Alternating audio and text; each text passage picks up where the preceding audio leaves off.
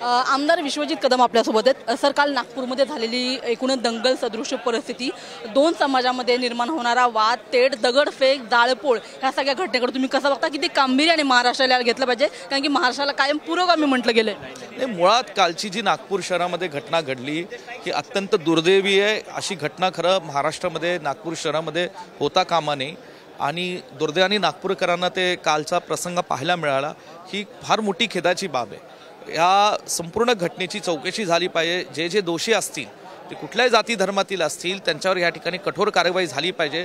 महाराष्ट्राच्या जनतेला असं विठीस धरणं हे योग्य नाही असं मला वाटतं। नागपूरकरांना असं विठीस धरणं योग्य नाही आणि म्हणून ह्याची मुळं कुठली आहेत, कोण वेगळ्या जाती धर्मातील लोकांना भडकवण्याचं काम करतंय ह्याचा शोध घेऊन या सगळ्या दोषींवर कडक कारवाई झाली पाहिजे। सभागृहातील सदस्य म्हणजेच महायुतीमधील मंत्री आणि इतर जे आमदार आहेत त्यांच्याकडून वारंवार औरंगजेब यांच्या संदर्भातली जी विधानं केली जातात त्याच्यामुळे राज्यातली एकूणच जी परिस्थिती ती चिघळलेली आहे का? आणि ज्या संघटना औरंगजेबाची कबर आम्ही आता तिथून हटवू अशा पद्धतीची भूमिका घेतात, तेव्हा इतर ज्या मंत्र्यांची किंवा आमदारांची जी भूमिका आहे ती त्याला साजेशी जाते। अरे मूळ मुद्दा असा आहे, छत्रपतींच्या शिवरायांच्या वीरतेबाबतीत आपण बोलू ना, छत्रपती संभाजी महाराजांच्या जी शूर आणि वीरता होती त्याच्या बाबतीत आपण बोलू ना। छत्रपती शिवरायांना, छत्रपती संभाजी महाराजांना साथ देणारे जी त्यांच्या सेनेतले सरदार होते अशा सरदारांच्या महाराष्ट्रामध्ये अनेक स्मारक आहेत। त्या स्मारकाचं सुशोभीकरण करू, त्या स्मारकाला उजाळा देऊ। ते सोडलं बाजूला, उगाच ज्यांचं आज खरं इतिहासात ज्यांची खरं नोंद घेत नाही अशा कुठल्या तरी व्यक्तिमत्वाला महत्त्व देऊन काहीतरी जाणीवपूर्वक त्यांना या ठिकाणी कुठलं तरी जातीमध्ये धर्मामध्ये पेचणे रमवणे असं जे वक्तव्य केलं जातं ते करू नये।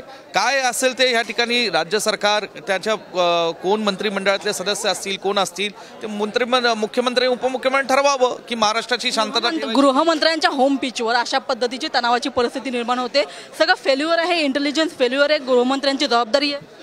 मला एवढंच म्हणायचं आहे, मुख्यमंत्री सन्मान्य मुख्यमंत्री हे नागपूरचे आहेत।